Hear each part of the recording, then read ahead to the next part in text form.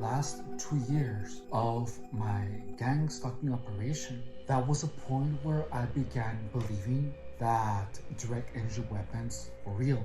That was a time where the sensations on my left foot manifested, and I had the impression that the sensations on my left foot were actually incoming from the electricity poles on the streets. I remember that I felt as if I was under surveillance 24/7. I felt that gang stalkers could read my thoughts. I felt like they could see what I imagined. I was all in the gang stalking narrative. There was one particular occurrence in gang stalking where I felt like something tightened my throat, and it would just tighten and make me cough. Sometimes I remember that I would even be wheezing. I would be like, like it was not pretty. And being in the gang stalking narrative, I attributed that to direct energy weapon. I made the assumption, believe it or not, that pull on my throat was caused because of gang stalking. And I am here to tell you my experience on that, where all the stress, all the confusion, all the muscle spasms, all the weird sensations that my body produced began because of gang stalking, essentially led me to believe that all of these sensations were actually attributed to direct energy weapon. However, the truth is that during that time, I was using illicit substances. I was smoking cigarette. I was stressed out all the time. I was tired as AF. Sometimes I was hyperventilating. And of course, if you're continuously under stress, even maybe dehydrated, eventually you're going to have manifestations of how you are treating your body. And your body is going to actually have a physiological response to the current experiences that you're having. It is only natural that because of all the smoking that I was going to get instances where I would just cough uncontrollably. Once you're getting targeted and you are continuously thinking about gang stalking, your mind is gonna start to hyperfixate on the topic of gang stalking, and that is gonna lead you to conspirational thinking. I was always thinking about gang stalking, and that in itself led me to make the assumption that a dry throat was because of direct energy weapon. I know that for a person that has never been gang stalked, that belief seems stupid.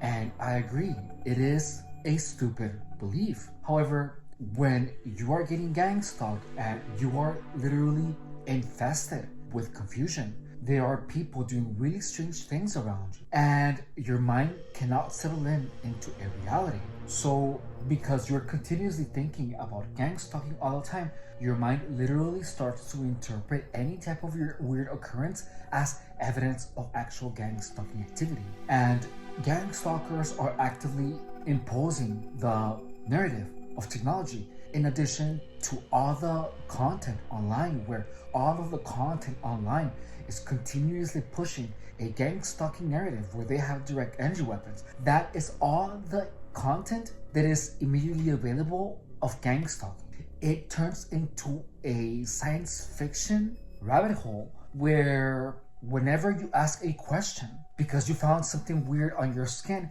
some user is bound to tell you, oh, that is because of fungi technology. That is gonna happen. And the thing is that these people that are currently getting gang stalked, they are in this psychological state where their minds is incredibly susceptible to influence, to imposition. If you are getting gang stalked, just know that any time where you feel a lot of fear, where you are confused, that is a time where you can actually be indoctrinated into anything, regardless of how stupid the concept of the indoctrination entails. When a target is confused and doesn't know what to do, feels frustration, anger, whenever there is a height and acne of those emotions, the mind loses its inhibitory locks and it opens up and it becomes susceptible to influence, and the target starts accepting a lot of these made up things that are told to the target. So even though I never told anyone about what was happening on my throat, because of the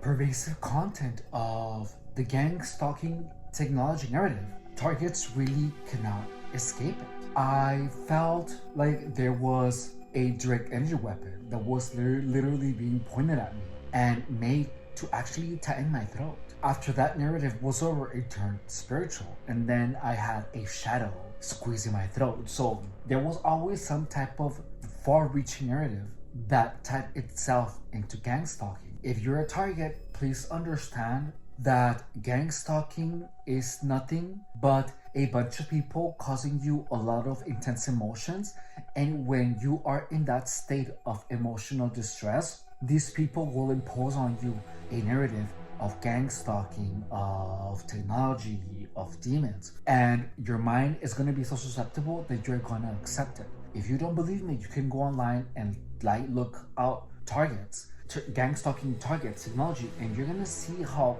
people literally believe that there is technology involved, that they're being attacked. These people even have evidence. And I came back from that through critical thinking. I came back from that from rationalization. I sat down for hours and read and studied and tried to understand everything, and I was able to escape it. But a lot of people are not so lucky, and they are stuck believing that their neighbors are watching them. They're stuck believing that there are direct energy weapons attacking them all the time. These people are made crazy by this thing called gang stalking. Please subscribe and give me a like to show your support in my mission of spreading awareness of gang stalking and actually dispelling the truth of what gang stalking truly is. The purpose of gang stalking is literally to make people go crazy. It's to make them believe all these crazy narratives and stopping them from actually living their life like a normal person. If you don't know who I am, my name is Efren Rodriguez, and I was gang stalked for 7 years. Additionally, I have been a personal trainer for 10 years. In addition to talking about gang stalking, I am also on the mission of giving people a realistic perspective on how long it takes for anyone to get abdominal muscles, how much it takes for anyone to actually start seeing the results when they become someone who has decided to get a lean and sculpted body.